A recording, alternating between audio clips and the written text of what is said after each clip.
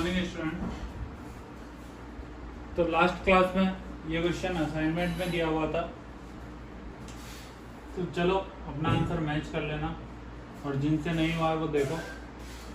तो इस क्वेश्चन में क्या गिवन है, एक 2 kg का ब्लॉक जिस पर हॉरिजॉन्टली कितना फोर्स लगाया हुआ है 10 न्यूटन का, इंक्लाइन का एंगल कितना है 37 और म्यू कितना गिवन है, friction coefficient 0.5।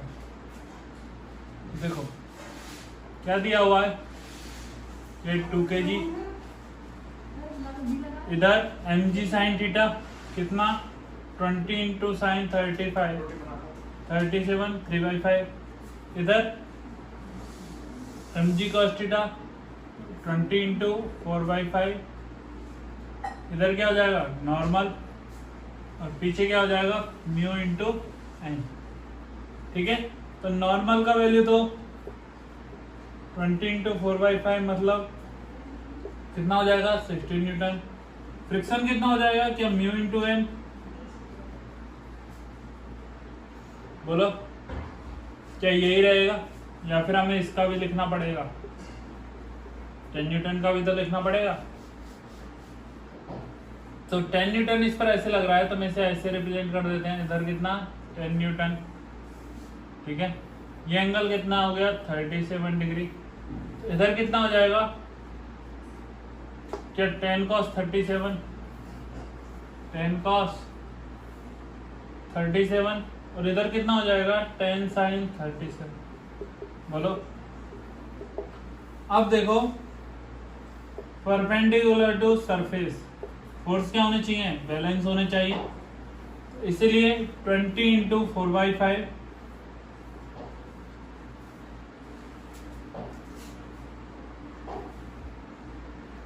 20 into 4/5 plus 10 sin 37 3/5 is equal to क्या होगा नॉर्मल, ये कैंसिल आउट कितने टाइम्स 4 आ गया 16 प्लस ये कितने 2 6, तो नॉर्मल आ गया 26 न्यूटन, सॉरी 24 न्यूटन,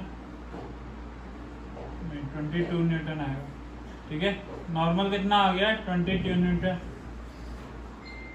अब हमें पता है फ्रिक्शन इज इक्वल टू क्या होता है, कि mu into N, maximum value कितना रहता है म्यू इंटू एन, म्यू कितना है 0.5 और नॉर्मल कितना है 22, तो फ्रिक्शन का मैक्सिमम वैल्यू कितना रहेगा 11 न्यूटन। अब देखो इधर कितना फोर्स अप्लाइड है, क्या ये कैंसिल आउट 4 टाइम्स, तो इधर कितना है 12 न्यूटन, इधर कितना है क्या 8 न्यूटन। तो क्या यहाँ पर फ्रिक्शन लगेगा, क्योंकि फ्रिक्शन क्या नहीं चाहता रिलेटिव मोशन, तो फ्रिक्शन कितना लगेगा ये बताओ। क्या फ्रिक्शन का मैक्सिमम वैल्यू आया हम लोगों का 11 न्यूटन, फ्रिक्शन का मैक्सिमम वैल्यू कितना है 11 और यहाँ पर फोर्स कितना है, क्या इधर की एफ नेट लिखो, एफ नेट में क्या लिखोगे 12 माइनस 8 माइनस एफ, तो 4 माइनस है, लेकिन फ्रिक्शन का मैक्सिमम वैल्यू कितना हो सकता है 11, लेकिन क्या हमें सिर्फ 4 न्यूटन चाहिए, हमें कितना चाहिए 4 न्यूटन, तो हमारा यहाँ से f का वैल्यू कितना आ जाएगा 4 न्यूटन।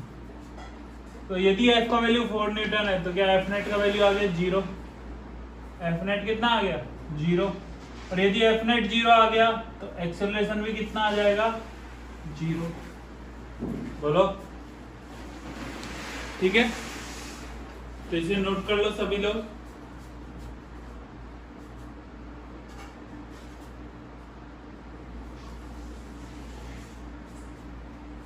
चलो आगे बढ़ते हैं।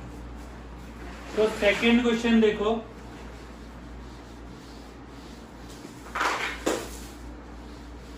सेकंड क्वेश्चन देखो मैंने क्या दिया हुआ था क्वेश्चन में, एक ब्लॉक है जिसका मास कितना है m, ब्लॉक है जिसका मास कितना है m, उस पर हॉरिजॉन्टल से थीटा एंगल पर, हॉरिजॉन्टल से थीटा एंगल पर एक फोर्स अप्लाइड किया हुआ है F, हॉरिजॉन्टल से थीटा एंगल पर एक फोर्स क्या अप्लाइड किया हुआ है F। तो हमें बताना था find the minimum value of F, find the minimum value of F such that block will start to move, such that block start to move. ठीक है, यही बोला है कि एफ का मिनिमम वैल्यू बताओ जिस पर ब्लॉक क्या करें, चालू करना स्टार्ट हो जाए। और हमें एक और कंडीशन दिया जाता है, theta is variable. Theta is variable मतलब थीटा का वैल्यू फिक्स नहीं है, हम थीटा का वैल्यू क्या कर सकते हैं, चेंज कर सकते हैं। तो चलो आंसर आ गया हो तो अच्छा बात है, मैच कर लेना, नहीं आया तो दोबारा देखो कैसे हम अप्लाई करते हैं। ठीक, बताओ इधर क्या एफ कॉस थीटा, इधर क्या आएगा एफ कॉस थीटा, और इधर क्या आएगा एफ साइन थीटा। बोलो क्या ये दोनों आएंगे? नीचे क्या लग रहा है एम जी, ऊपर क्या नॉर्मल और आएगा, ऊपर क्या आएगा नॉर्मल। तो वर्टिकल डायरेक्शन में, in vertical direction, in vertical direction क्या होना चाहिए, क्या M G is equal to F sine theta plus N होना चाहिए। M G is equal to N plus F sine theta होना चाहिए।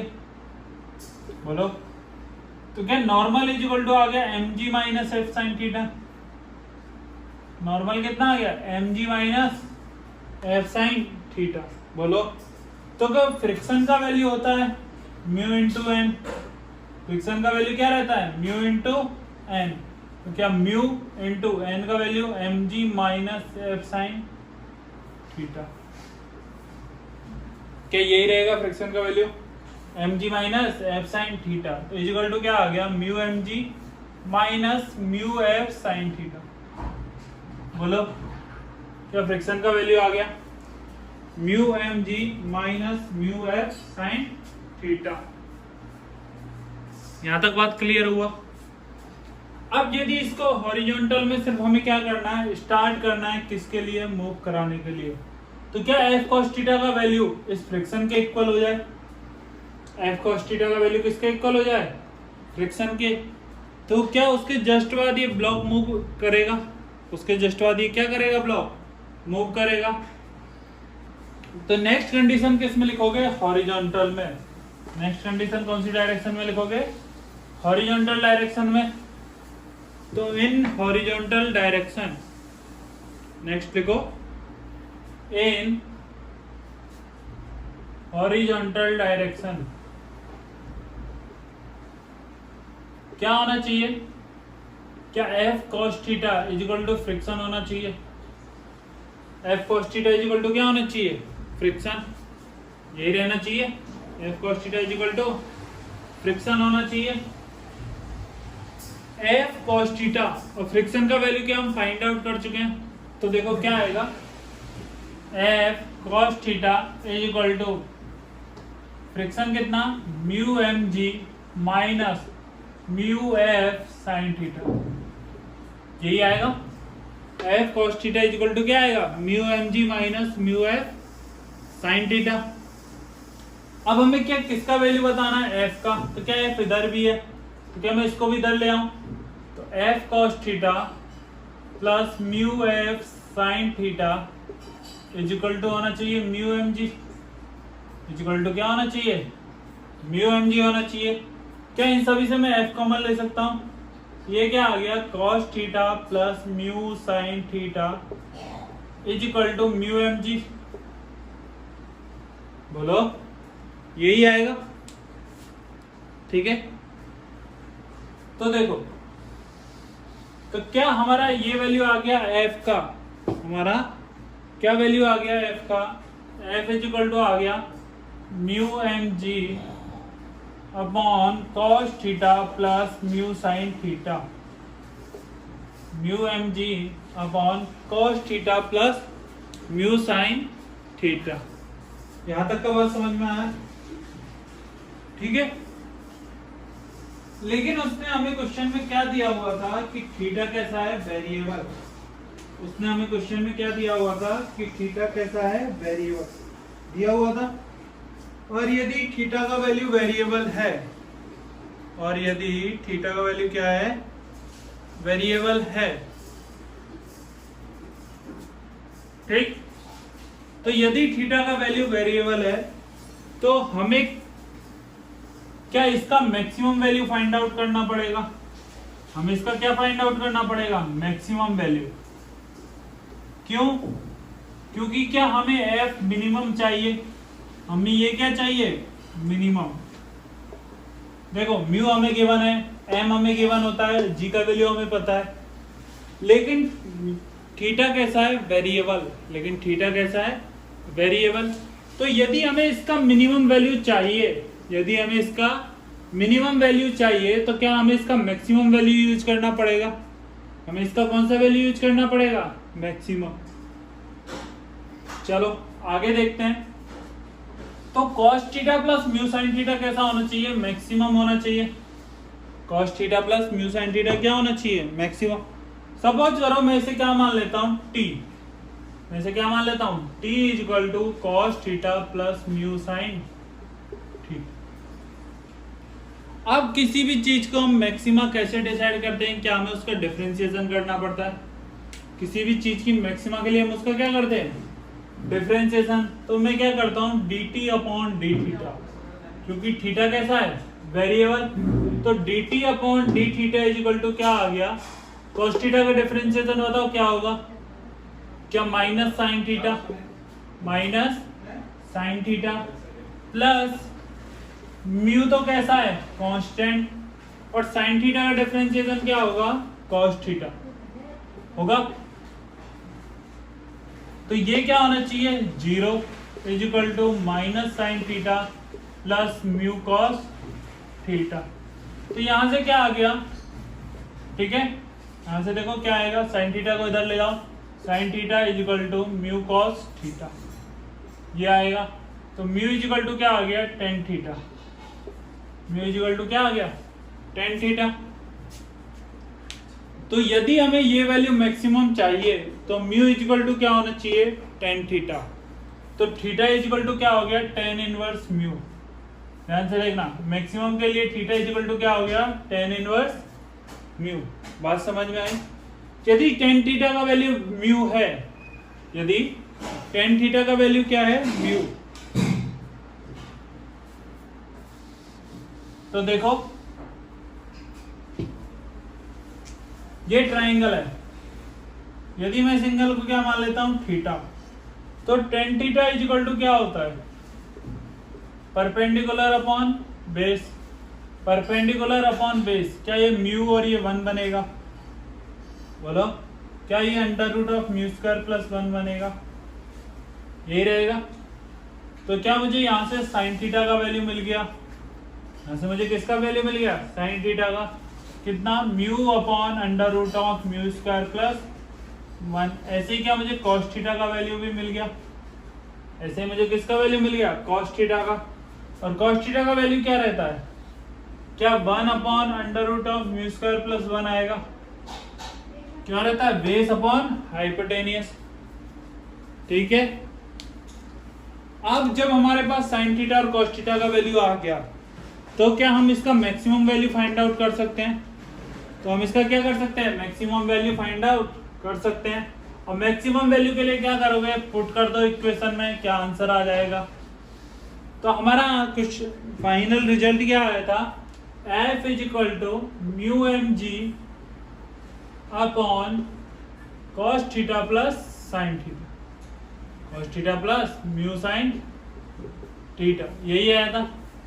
तो mu M G upon cos theta कितना आया, 1 upon under root of mu square plus 1 plus mu तो पहले से ही है, साइन थीटा का वैल्यू बोलो, mu upon under root of mu square plus 1। ये फाइनल क्या आएगा, mu M G upon 1 plus mu square into under root of 1 plus mu square. ये कैंसिल आउट होगा और इसका पावर क्या रह जाएगा, हाफ। तो फाइनल आंसर क्या आ गया हम लोगों का, देखो, mu M G upon under root of mu square plus 1। तो एफ का मिनिमम वैल्यू कितना आया, F minimum is equal to mu M G upon under root of mu square plus 1। ये आ गया मिनिमम वैल्यू, नोट कर लो।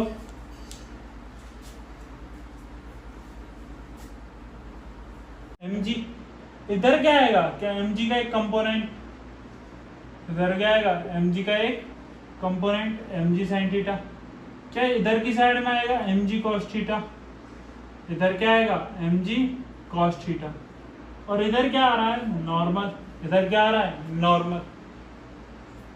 यदि यहाँ पर ये सरफेस और इन दोनों के बीच में फ्रिक्शन कितना है म्यू, तो यहाँ पर क्या पीछे फ्रिक्शन फोर्स आ जाएगा कितना म्यू इंटू एन, फ्रिक्शन कितना हो गया म्यू इंटू एन।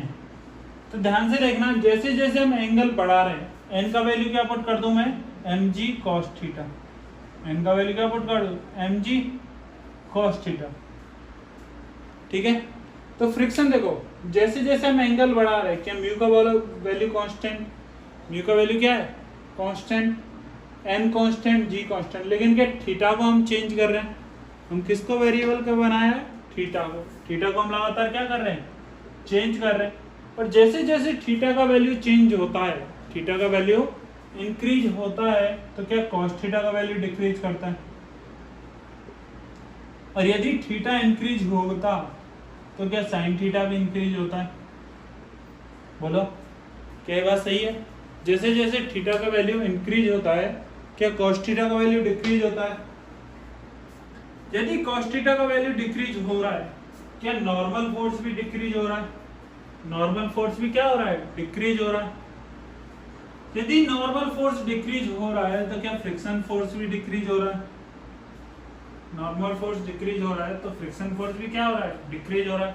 लेकिन क्या अलोंग द सरफेस जो mg sin थीटा है, mg का कंपोनेंट, क्या थीटा बढ़ेगा तो mg sin थीटा भी बढ़ेगा, थीटा बढ़ेगा तो क्या होगा mg sin थीटा भी बढ़ेगा।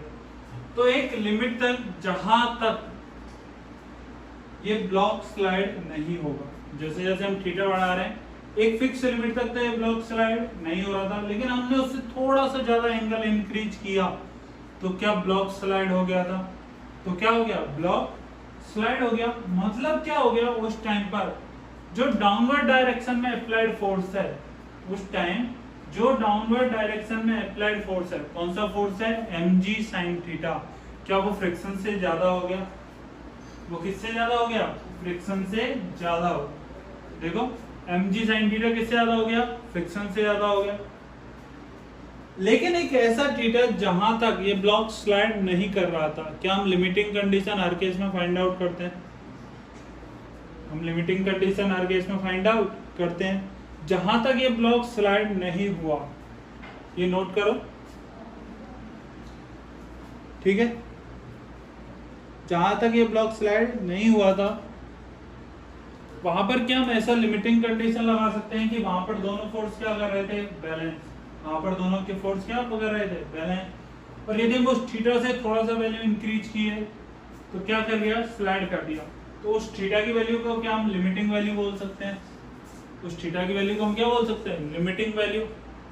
तो उस लिमिटिंग वैल्यू पर, उस लिमिटिंग वैल्यू पर क्या ये होगा mg sin theta is equal to friction, mg sin theta is equal to friction, mg sin theta is equal to क्या फ्रिक्शन का value mu mg cos theta, mg से mg cut गया, इसको इधर डिवाइड करूंगा तो क्या tan theta is equal to mu.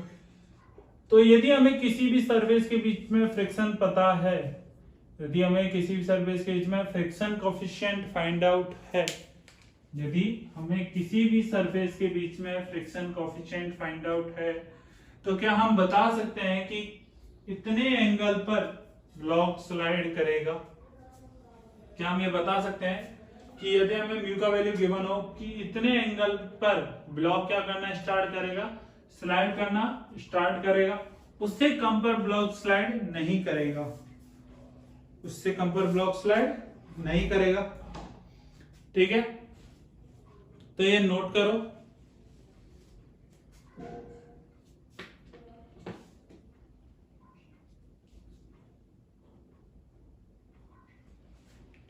ठीक, नोट कर लो। चलो इसी में इसका डेफिनेशन लिख लो। एंगल ऑफ रिपोज का डेफिनेशन क्या होता है? एंगल ऑफ रिपोज का डेफिनेशन क्या होता है, लिखो। Angle eight which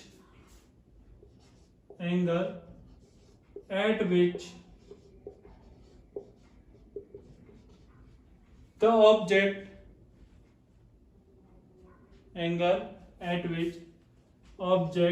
start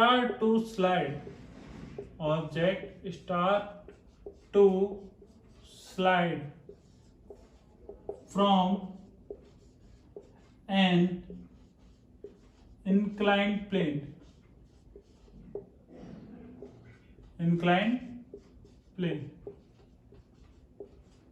angle at which object start to slide from an inclined plane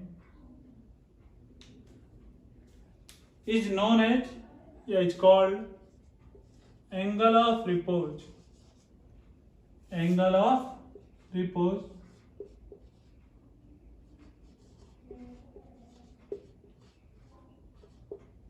ठीक है। फिर इसके बाद क्या लिखोगे? It means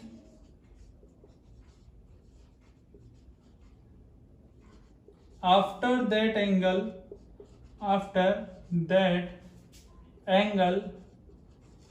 friction is not sufficient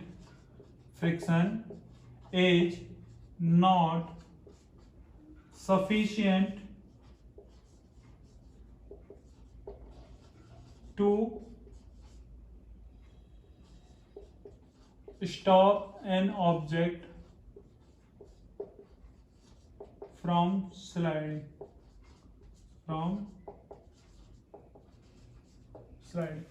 ठीक है।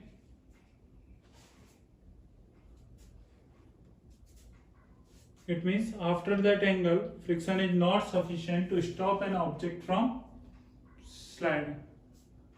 बात समझ में आई? ठीक है। तो हम लोगों ने इसमें फाइंड आउट कर लिया कि tan theta is equal to क्या होता है? म्यू। एंगल ऑफ रिपोज हमेशा किससे आता है? tan theta is equal to mu से। बोलो, क्या तक हम फाइंड आउट कर चुके हैं? ठीक। तो किसी भी इंक्लाइन प्लेन के लिए एंगल ऑफ रिपोज हमें क्या पता चल गया? tan theta is equal to क्या होता है? Mu. tan theta is equal to क्या होता है? म्यू। तो थीटा इज इक्वल टू क्या हो जाएगा? क्या tan inverse mu. Theta is equal to क्या हो जाएगा? tan inverse mu. क्या यहां तक बात समझ में आई? तो इसी थीटा को हम लोगों ने क्या बोला गया? Angle of repose. इसी थीटा को हम लोगों ने क्या बोला? Angle of repose. बोलो, ठीक है। तो चलो अब हम कंडीशन देखते हैं। फर्स्ट, इफ जो हमारा गिवन एंगल है वो tan इनवर्स म्यू से क्या है? लेस। गिवन एंगल किससे कम है? tan इनवर्स म्यू से कम है। ठीक है। तो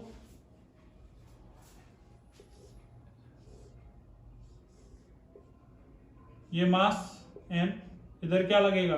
mg साइन थीटा, इधर नॉर्मल, इधर mg कॉस थीटा, क्या इधर म्यू इंटू एन। बोलो, जब थीटा हमारा tan इनवर्स म्यू से ज्यादा होता है तब क्या फ्रिक्शन सफिशिएंट नहीं होता है? तब फ्रिक्शन क्या नहीं होता है? सफिशिएंट नहीं होता। लेकिन जब थीटा tan इनवर्स म्यू से कम है, जब थीटा किससे कम है? tan इनवर्स म्यू से। किससे कम है? tan इनवर्स म्यू से। तो बताओ क्या फ्रिक्शन सफिशिएंट होगा? इस केस में क्या रहेगा? फ्रिक्शन इज सफिशिएंट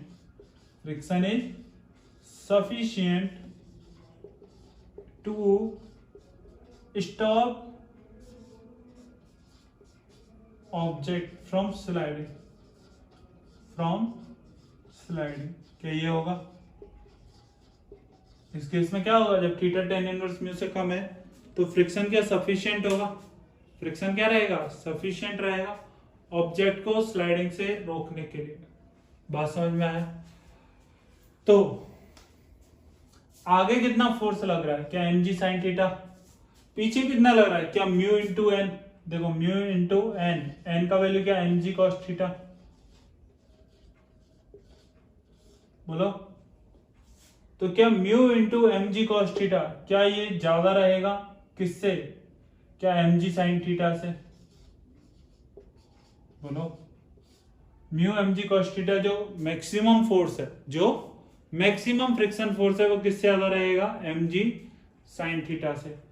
तो एक बात बताओ, क्या इस केस में, in this, value of friction क्या रहेगा, इस केस में वैल्यू ऑफ फ्रिक्शन क्या लिखोगे, बोलो। फ्रिक्शन का वैल्यू क्या रहेगा, बताओ बताओ, फ्रिक्शन का वैल्यू क्या रहेगा,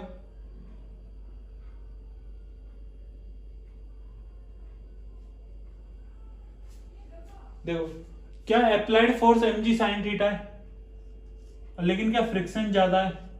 तो जैसा हम लोगों ने पहले पढ़ा था, फ्रिक्शन क्या नहीं चाहता है, रिलेटिव मोशन नहीं चाहता, फ्रिक्शन क्या नहीं चाहता है, रिलेटिव मोशन नहीं चाहता है। तो क्या फ्रिक्शन इसी के बराबर लगेगा, तब भी ब्लॉक क्या रहेगा, रेस्ट पर। तो इस केस में फ्रिक्शन का वैल्यू कितना रहेगा, mg sin थीटा। इस केस में फ्रिक्शन का वैल्यू कितना रहेगा, mg sin थीटा। अरे बोलो, बात समझ में आया, ठीक। एक चीज और बताओ, इस केस में नेट कांटेक्ट फोर्स कितना रहेगा, नेट कांटेक्ट फोर्स, बहुत अच्छा क्वेश्चन बनता है इन सबसे। तो जब थीटा लेस देन क्या है, tan इनवर्स म्यू, जब थीटा क्या है, less than tan inverse mu, तो बताओ नेट कांटेक्ट फोर्स कितना रहेगा, बताओ, लगाओ दिमाग।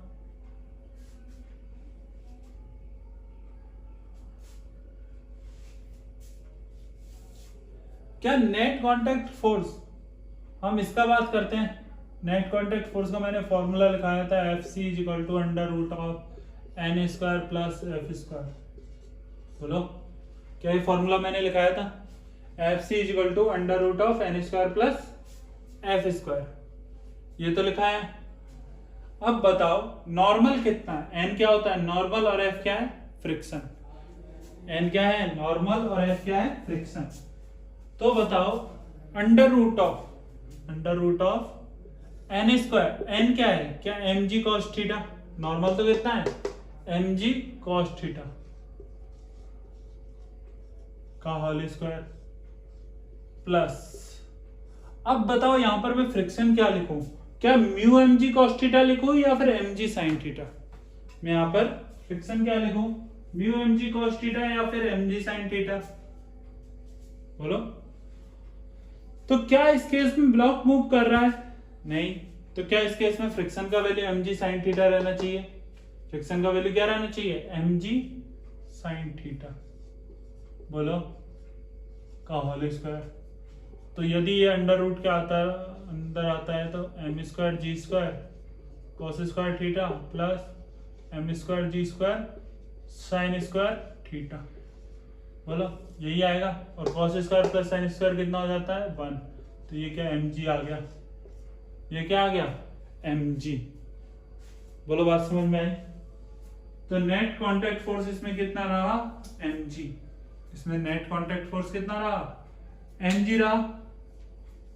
तो चलो नोट डाउन कर लो ये बात, किसके लिए ये कंडीशन, जब थीटा क्या है less than tan inverse mu, when theta is क्या है less than tan inverse mu, बोलो।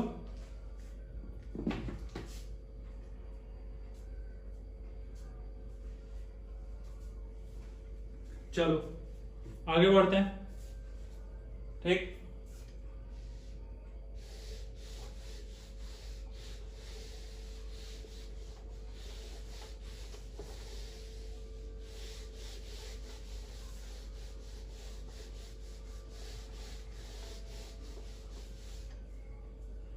अब हम सेकंड केस पर बात करते हैं। कि जब थीटा किसके इक्वल हो जाए, tan इनवर्स म्यू के, थीटा इज इक्वल टू क्या हो जाए, tan इनवर्स म्यू, मतलब इसके जस्ट बाद, मतलब इसके जस्ट बाद मोशन क्या हो जाएगा पार्टिकल का, स्टार्ट, ऑब्जेक्ट का मोशन क्या हो जाएगा, स्टार्ट हो जाएगा। तो थीटा जब किसके इक्वल रहे, tan इनवर्स म्यू के, थीटा जब किसके इक्वल रहे, tan इनवर्स म्यू के, तो देखो m मास का ब्लॉक, डाउनवर्ड में mg, इधर mg cos थीटा, इधर mg sin थीटा, इधर नॉर्मल, क्या पीछे फ्रिक्शन, पीछे क्या आएगा, फ्रिक्शन। तो फ्रिक्शन को मैं क्या लिख सकता हूं, क्या म्यू mg cos थीटा। लेकिन जब जस्ट मूविंग केस में है तो क्या ये दोनों बैलेंस रहते हैं, ये दोनों क्या रहते हैं, बैलेंस, इज इक्वल टू क्या mg sin थीटा भी लिख सकते हो, और क्या लिख सकते हो, mg sin थीटा। बोलो क्या दोनों सही है, ठीक। यदि दोनों सही है, mu mg cos theta mg sin theta, तो इस केस में net contact force, net contact force क्या रहता है, under root of N square plus F square, यही रहता है। तो देखो क्या आएगा, under root of M square G square cos square theta plus, क्या मैं ये लिख सकता हूं, तो कितना आ गया mg, बोलो आया। तो इस केस में भी नेट कांटेक्ट फोर्स किसके इक्वल रहेगा, mg के इक्वल रहेगा। और इसी स्टेट को हम क्या बोलते हैं, इंपेंडिंग स्टेट।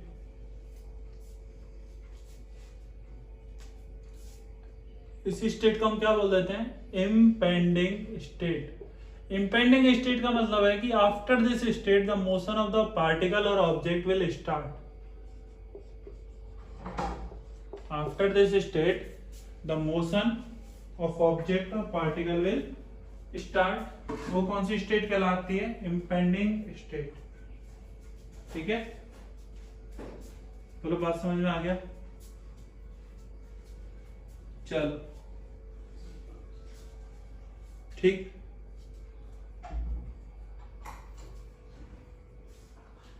इसके बाद का डिस्कशन, अभी और केस बाकी है, इसके क्वेश्चन भी बाकी है, वो हम नेक्स्ट क्लास में करेंगे, ठीक है।